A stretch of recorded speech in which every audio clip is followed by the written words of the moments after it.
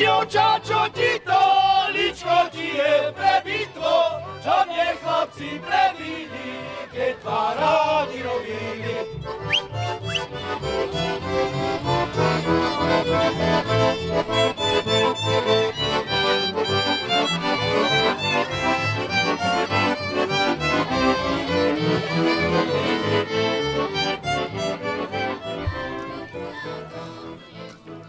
Milí Poničania, vážni rodáci, milí priatelia.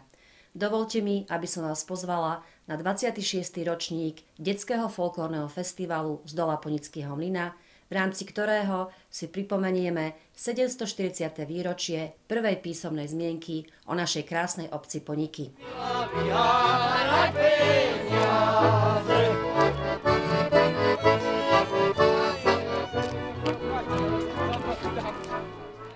Počas dvojdňového festivalu sme pre vás pripravili bohatý, kultúrny a folklórny program.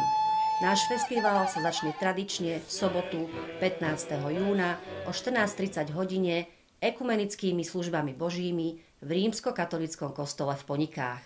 Odtiaľ pôjde obcov krojovaný sprievod. Nakoľko si tento rok pripomíname 740. výročie prvej písomnej zmienky o našej obci, súčasťou sprievodu budú aj zástupcovia organizácií pôsobiacich v našej obci. O 16. hodine sa v areáli festivalu uskutoční stretnutie rodákov a priateľov obce. No a o 16. hodine 45. minúte sa začne bohatý program, v ktorom vystúpia folklórny súbor Úsmev z Trenčína, folklórne skupiny z Priechodu a Hrochote, domáca folklórna skupina Poničan a ľudová hudba Zacharovci.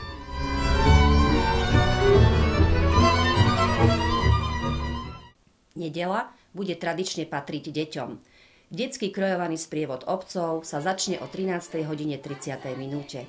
O 14:30 minúte vystúpia na festivalovom pódiu detské folklórne súbory Goralik z Kežmarku, Svetielko z Topolčianok, Matičiarik z Banskej Bystrice, Vánok zo Seliec, Stoškárik zo Stošku, domáca detská ľudová hudba Poničan a samozrejme nebude chýbať detský folklórny súbor Poničan.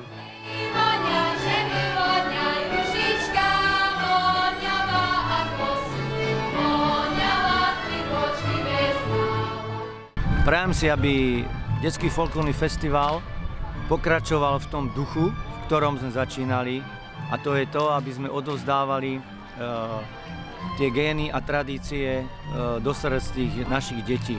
Bolo to nádherné.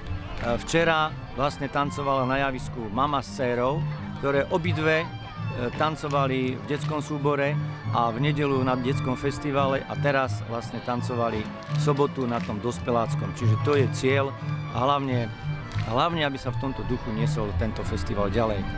Ako dieťa som už tancovala v detskom folklórnom súbore Poničan, kde som vlastne absolvovala svoje mladé roky od 6, myslím si, až do tých 15 rokov. Potom som prešla do folklórnej skupiny Poničan, kde vlastne pôsobím až doteraz. Som veľmi rada, že som bola spoluzakladateľkou detského folklórneho festivalu z Dola Ponického mlyna a ešte radšej som, že sa dožil až už teda 25. výročia. Ja veľmi dúfam a som o tom presvedčená, že bude pokračovať v svojich tradíciách aj naďalej, aj ďalších 25 rokov a možno ešte aj viac. Úprimne mu to želám. A za posledných 25 rokov sme tých gulášov veľa navarili. Varili sa baranie, hovädzie, z diviny a boli dobré a dúfam, že ľuďom bude chutiť. Som rodená Poničianka, na čo som hrdá. Vyrastala som tu, tancovala som v detskom folklórnom súbore Poničan, teraz tancujem vo folklórnej skupine Poničan. Moje deti sú tiež takto isto vedené, čiže museli tancovať v detskom folklórnom súbore a chvíľku aj vo folklórnej skupine Poničan. A teraz som rada, že môžem viesť detský folklórny súbor Poničan, ktorý dúfajme, že sa nám zase rozrastie, aby sme mohli každý rok tu tancovať a ukázať vám všetkým, ako nám to ide. Dúfam, že detský festival bude ešte dlhé roky fungovať, o čo sa budem snažiť aj ja, aby to bolo super.